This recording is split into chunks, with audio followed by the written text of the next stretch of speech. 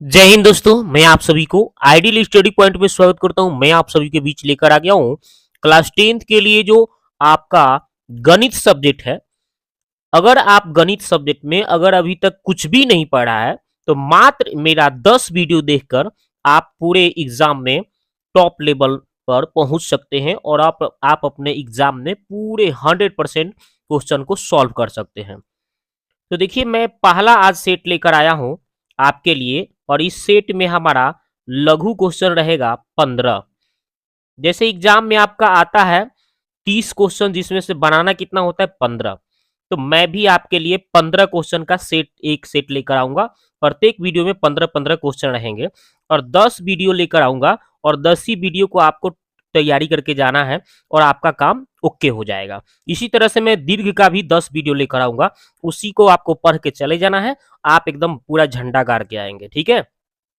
तो चलिए स्टार्ट करते हैं। हम पहला क्वेश्चन क्या लिए हैं इसको देखते हैं।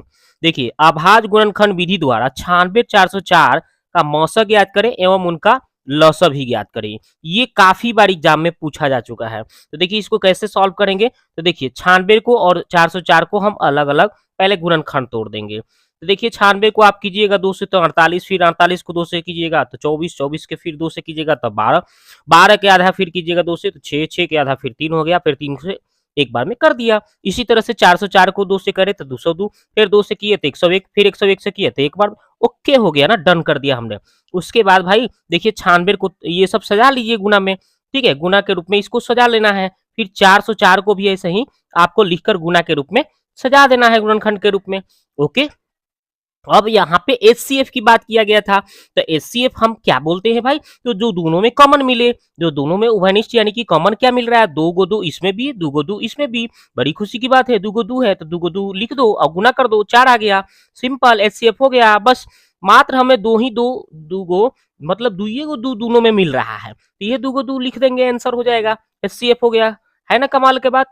आगे देखिए, अब हमें एलसीएम भी बोला गया था। तो एलसीएम बोला था कि पहले एचसीएफ निकाल कर फिर एचसीएफ से एलसीएम निकालना था।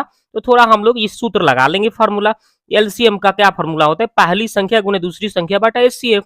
तो पहली संख्या कितना था तो 96 दिया था और दूसरी संख्या कितना था 404 और हमें एचसीएफ कितना आया था तो 4 आया था। जैसे क्वेश्चन बोला था उसके हिसाब से मैं बना रहा हूँ, ठीक है।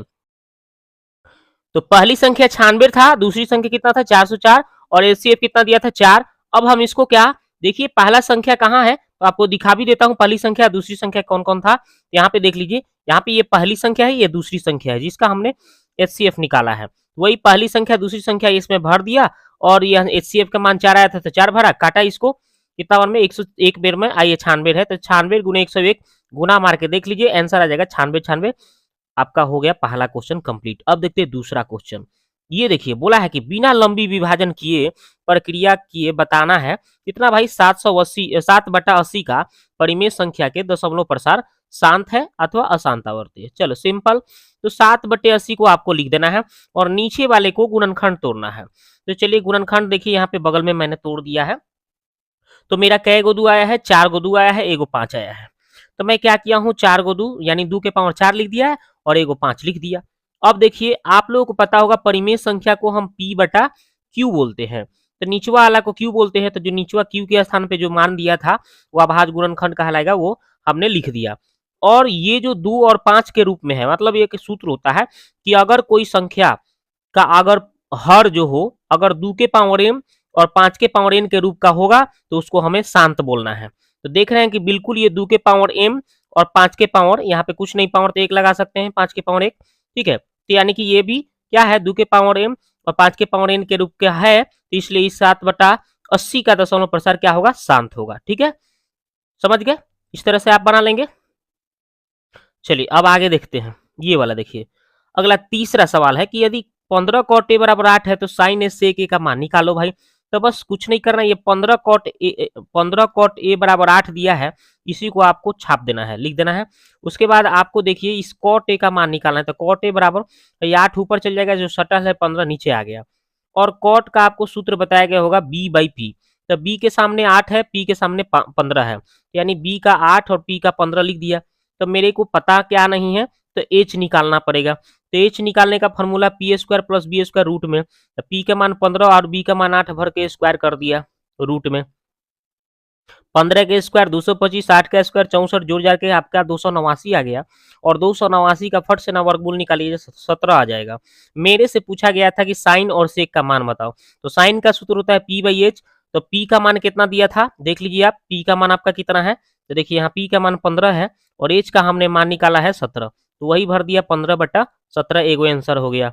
उसके बाद यहाँ पे सेक एच बटा बी सूत्र होता है, तो एच का मान हमने फट से निकाला है 17 और बी का मान 8 दिया था, देख लीजिए यहाँ पे, तो वही हमने भर दिया बी का मान 8, तो आंसर हो गया, फट से आंसर आ गया, देख लीजिए। तो इस तरह से आपको बनाना है, एकदम 2 में 2 आपको मिलेगा नंबर।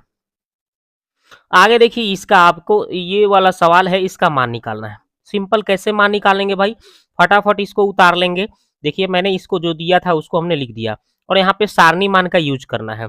दू आई tan 45 का मान 1 होता है, स्क्वायर है तो स्क्वायर है, प्लस लिखल है तो प्लस है, cos 30 का मान कितना होता है √3/2, स्क्वायर है तो स्क्वायर कर लिया, माइनस है तो माइनस लिख दिया यहाँ पे।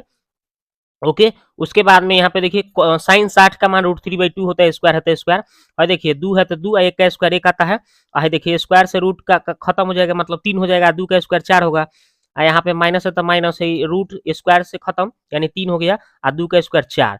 अब देखिए, अब ये बड़ी मजे की बात है, ये प्लस में माइनस में दोनों जना खत्म यानी कट गया, तो दू एकम कितना हो गया 2, आंसर हो गया 2। फट से ना आंसर कर लेंगे, इस तरह से सवाल आए तो एकदम फट से ना बना देना है, ऐसे सारणी मान भर के। अब देखिए ये वाला, देखिए 5 नंबर सवाल, इसमें भी देखिए बड़ी खुशी की बात है कि समानांतर श्रेणी में ये जो दिया गया है एपी के रूप में दिया है, और इसके लिए आपको प्रथम पद ए और सर्वांतर डी निकालना है। तो सिंपली जो एपी दिया था उसको हम लिख दिए, प्रथम पद ए वाला क्या होगा, जो पहला होता है वह लिख दो फट से ना, वही आंसर हो गया प्रथम पद। और सार्वंतर कैसे निकालता है, डी निकालने के लिए T2 - T1 यानी दूसरा टर्म है, यहाँ पे दूसरा टर्म में से पहला टर्म घटाइए, तो दूसरा टर्म जो था उसको लिख दिया, माइनस पहला टर्म क्या था 3/2, उसको घटा दिया। तो देखिए 1/2 में से 3/2 घटाएंगे, तो एलसीएम देख रहे हैं कि 2 को 2 का लघुत्तम 2 हो गया, तो 1 - 3 घटाएंगे तो -2, तो 2 से 2 काट देंगे तो 1 हो जाएगा, लेकिन माइनस बच जाएगा, तो यही -1 इसका आंसर हो गया सार्वंतर। अब देखिए अगला सवाल बहुत इंटरेस्टिंग सवाल है, ये बोल रहा है कि समानांतर श्रेणी इतना के 22 पदों का योगफल निकालना है। तो सिंपली कैसे निकालेंगे आप, तो देखिए यहाँ पे ए का वैल्यू कितना है 8 है, तो लिख दीजिए फट से ना ए का मान 8। और सर्वांतर डी निकालेंगे, सर्वांतर डी कैसे निकालेंगे, T2 - T1, तो देखिए T2 कितना है भाई 3 है, ओके, T2 कितना है दूसरा टर्म 3 है, और T1 कितना है आपका 8 है, घटाएंगे उल्टा तो कितना आ रहा है -5 आ गया है ना।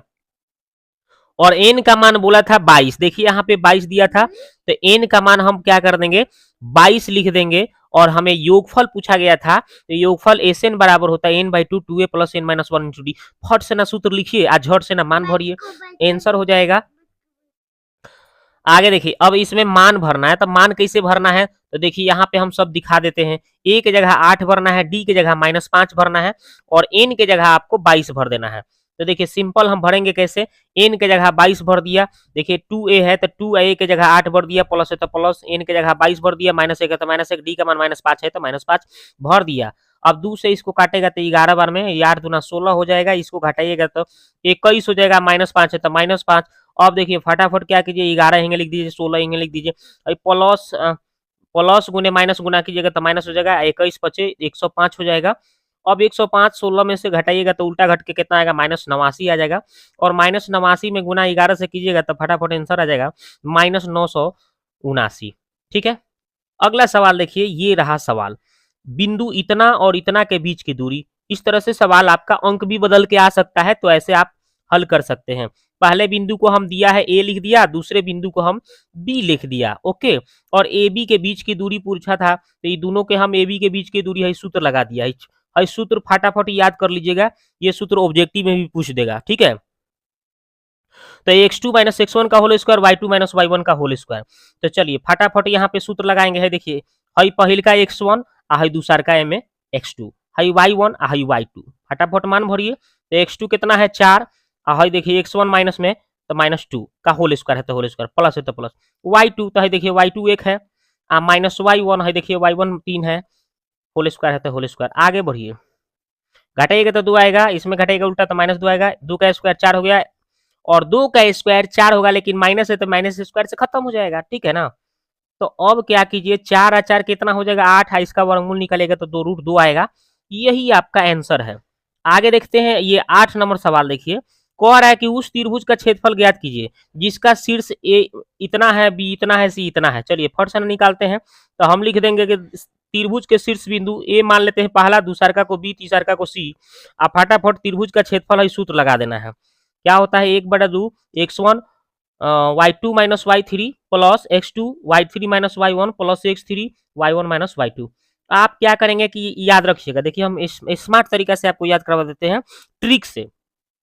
क्या ट्रिक है, 1 2 3 मतलब x1 x2 x3 लिख देना है, और इसमें आपको y लिख देना है, y लिख देना है, y लिख देना है। 23 31 12 23 31 12 करके याद कर लेना है, ट्रिक लगा लेंगे आप। ओके, चलिए है ना स्मार्ट ट्रिक। अब देखिए, अब यहाँ पे मान भरना है भाई।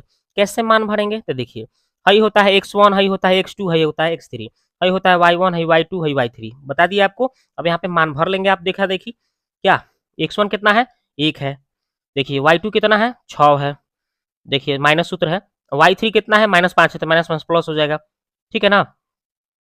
इसी तरह से फिर x2 बोला है तो x2 कितना है -4। ओके, फिर उसके बाद कितना बोला है, फिर आपका y3 बोला है तो y3 -5 है। फिर देखिए y1 बोला है तो y1 कितना था -1 -1 प्लस 1 हो गया। फिर देखिए x3 है तो x3 -3 है तो -3। फिर देखिए y1 है तो y1 -1 था तो -1 माइनस सूत्र में। फिर y2 तो y2 कितना है 6, भर दिया। अब इसी को क्या करना है, कैलकुलेशन करना है। आगे बढ़ाइए, तो 1/2 रहेंगे, छोड़िए यहाँ पे 6 5 11, और यहाँ पे -4 है, इसको प्लस माइनस घटाएगा तो -4 आएगा। ये -3 है, यहाँ पे -6 -7 हो जाएगा। ये 11 एकम 11 हो गया, माइनस को माइनस प्लस हो जाएगा, चच्चों को 16, माइनस गुने माइनस प्लस हो जाएगा, 17 के 21। अब जोड़ जार करेंगे तो ये सबको तीनों को जोड़ने पर 48 आ रहा है, और 48 को 2 से काटेंगे तो 24 वर्ग में कट गया, तो यही इसका आंसर हो गया 24 वर्ग इकाई। तो है ना स्मार्ट तरीका, इस तरीके से आप त्रिभुज का क्षेत्रफल निकालेंगे और 2 नंबर आप ले लेंगे, क्या दिक्कत है। चलिए आगे देखिए, दो त्रिभुज के समरूप होने का प्रतिबंध लिखना है। तो दो त्रिभुज के समरूप होने का शर्त देखिए, फटाफट इसको याद कर लेना है। दोनों त्रिभुज के संगत कोण बराबर होना चाहिए, पहला शर्त। और दोनों त्रिभुजों के संगत भुजाएं समानुपाती होना चाहिए, सिंपल से। देखिए ऐसे दो त्रिभुज दिया रहेगा, मान लीजिए ABC है, ठीक है, और ये देखिए PQR है। तो बस आपको ये संगत कोण इस कोण के बराबर, AP के बराबर, BQ के बराबर, CR के बराबर ये होना चाहिए, तो ये समरूप हो जाएगा। या फिर भुजाएं, ये देखिए AB किसके, PQ के, BC QR के, AC PR के समानुपाती होना चाहिए, ठीक है। तो ये बस इसको याद रखना है, ये समरूप होने का शर्त है। आगे देखिए, एक वृत्त के चतुर्थांश का क्षेत्रफल ज्ञात कीजिए जिसका परिधि कितना है 22 सेमी है। यहाँ पे 22 की जगह 44 कर देगा, 66 कर देगा, तो सब वो सही स्मार्ट तरीका से आप बनाएंगे। अंक बदल के आप चाहेंगे तो बना सकते हैं, हम एक बताते हैं, आप इस पर अलग अलग अंक रख के आप 44 करके 66 करके बना सकते हैं, ठीक है। तो देखिए कैसे करेंगे, दिया है यहाँ पे परिधि जो दिया है उसको हम लिख दिया परिधि। परिधि का सूत्र होता है वृत्त का परिधि 2πr, 22 से 22। अब देखिए आपको क्या करना है, 2 पाई के मान 22/7 है, आ रहेंगे छोड़ दीजिए 22 से 22। अब हम काट दे रहे हैं, 22 से 22 काट दिए तो आ रहेंगे, रह गया है देखिए 7वां नीचे गुना में है इधर, तो उधर जाके भाग में यानी ऊपर चला गया, नीचे वाला ऊपर, ऊपर वाला नीचे, यानी आर का मान आ गया 7/2, ठीक है। अब बोला था वृत्त के चतुर्थांश का क्षेत्रफल निकालो। देखिए यहाँ पे क्वेश्चन में पढ़ लीजिए क्या बोला था कि वृत्त के चतुर्थांश का क्षेत्रफल ज्ञात करना था। तो वृत्त के चतुर्थांश का क्षेत्रफल सूत्र लिख दिया 1/4 पाई आर स्क्वायर सूत्र होता है, मान भरिए। तो 1/4 आप पाई के मान जानते भी करते हैं 22/7, आर स्क्वायर बोला है, आर स्क्वायर के मतलब 2 बार आर लिखना होता है, यानी 2 बार आर, यानी आर का मान 7/2 आया था तो 2 बार लिख दिया 7/2। अब काट दीजिए, 7 से 7 गइलन, और 2 से इसको काटिएगा तो 11 बार में। अब देखिए 7 आई गुने 11, 11 7 77, आई 4 आई 2 नीचे, 4 दूना 8। अब भाग देंगे 77 को 8 से, तो बस आ जाएगा 9.69 9.625 सेंटीमीटर स्क्वायर, यही इसका राइट आंसर। आगे देखिए अगला क्वेश्चन, जब एक सिक्का को एक बार फेंका जाता है, उछाला जाता है, तो चीत आने की प्रायिकता निकालो। तो इसके 1/2 आता है, चाहे पॉट भी पूछेगा तो 1/2 ही आता है, ऑब्जेक्टिव में पूछेगा तो दाएं से कर दीजिएगा। लेकिन कैसे बनाएंगे इसको देखिए, सॉल्व करके बताते हैं। एक सिक्का को एक बार फेंकने पर कुल परिणाम क्या किया, तो हेड आएगा नहीं तो टेल आएगा, यानी 2 का परिणाम होगा। और चीत आने की घटना बोला है, तो चीत आने की घटना यानी एगो एच की बात कर रहा है, तो एगो एच यानी घटना इसका 1 हो गया, और कुल परिणाम 2 था, तो इसका प्रायिकता निकालने का फॉर्मूला NE/NS, यानी आपका आ जाएगा 1/2। 2, ये राइट आंसर हो गया। आगे देखिए, सिद्ध करें कि रूट 2 क्या है, एक अपरिमेय संख्या है। सिंपल है, तो कैसे सिद्ध करेंगे, इसको उल्टा मानेंगे, अपरिमेय बोला है तो परिमेय मानना है। यहाँ पे रूट 3 कह देगा, रूट 5 कह देगा, तो आप इस पर रूट 3 रूट 5 करके प्रैक्टिस कर लेंगे, ठीक है। तो यहाँ पे खूब से खूब आपका वहां पे अंक बदलेगा, तो यह रूट 2 की जगह रूट 3 चाहे रूट 5 चाहे रूट 7 दे देगा, इससे ज्यादा नहीं पूछता है, ठीक है। तो इस पर आप देखिए, हम बता देते हैं आपको, ये रूट 2 का चाहे रूट 3 का चाहे रूट 5 का, ये 3 ही क्वेश्चन इस तरह से पूछ सकता है, इससे ज्यादा नहीं पूछेगा।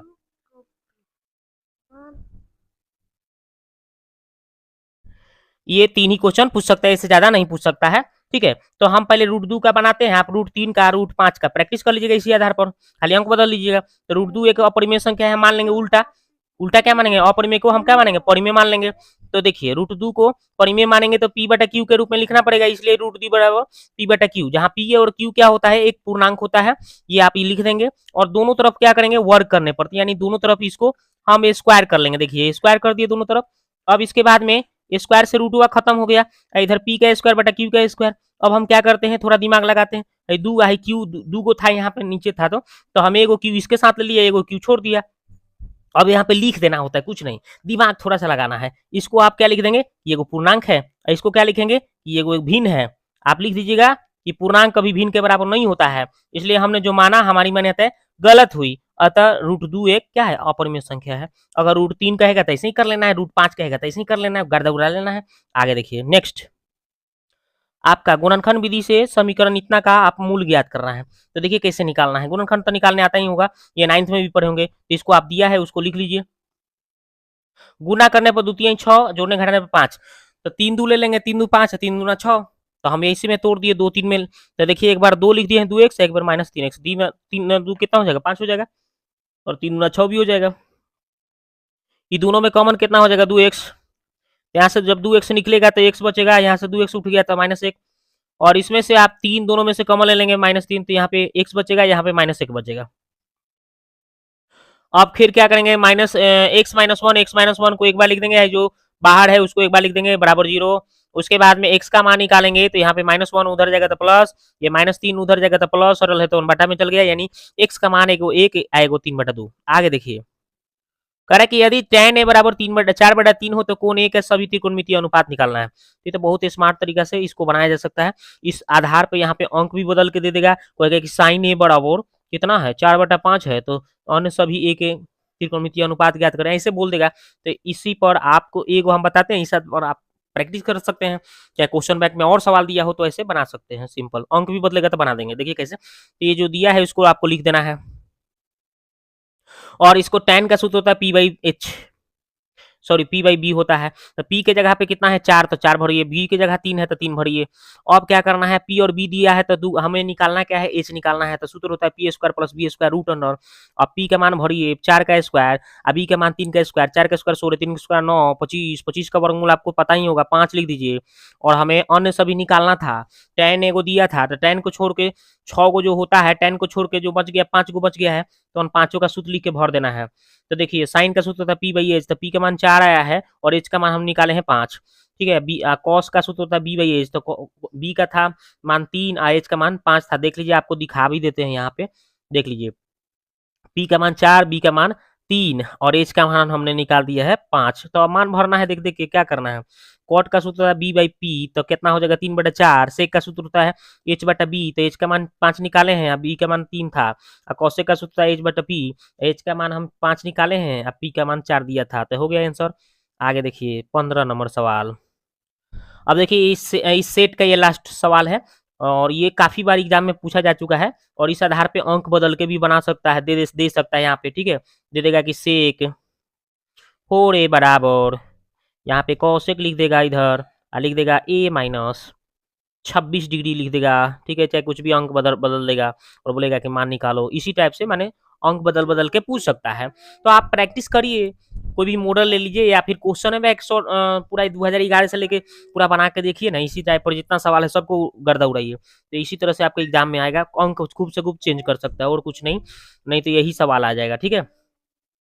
तो न्यू यहाँ पे बोल दिया है जो है 3a है इसको न्यूनकोण बोल दिया है, तो बोला a का मान बताओ भाई। तो हम क्या करेंगे, इस सवाल को यहाँ तक ले उतार लेंगे जैसे दिया है, देखिए वही लिख दिया हूँ।